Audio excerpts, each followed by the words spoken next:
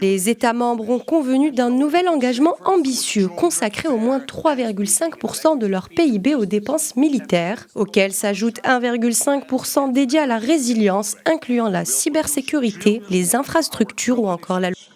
Le Royaume-Uni et les Alliés ont conclu un nouveau plan d'investissement afin d'augmenter les dépenses de défense et de sécurité à 5% du PIB d'ici à 2035 pour renforcer l'OTAN.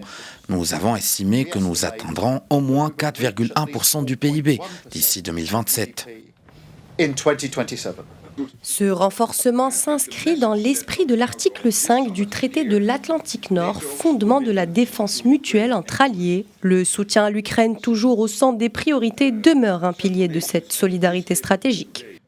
And they said, "You did it, sir. You did it." Well, I don't know if I did it, but I think I did. Une étape historique cette semaine, l'alliance de l'OTAN s'est engagée à augmenter ses dépenses concernant la défense et ce sera connu sous le nom de l'engagement de défense de La Haye. Quand les alliés atteindront les 5%, ce sera 1,3 trillion de dollars par an injectés dans notre défense commune. Une victoire spécialement pour les États-Unis car nous portions beaucoup plus que notre juste part.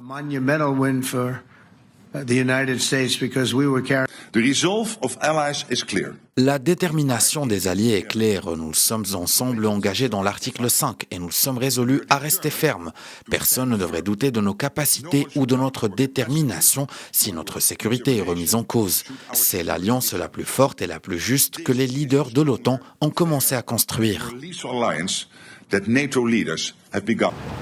Alors que le monde entre dans une nouvelle ère d'instabilité, l'OTAN entend affirmer sa cohésion et sa capacité d'anticipation. Toutefois, l'Espagne conteste cette feuille de route qui juge ses objectifs déraisonnables. Ce sommet marquera une étape décisive vers une défense collective modernisée face à des menaces désormais multiples et imprévisibles.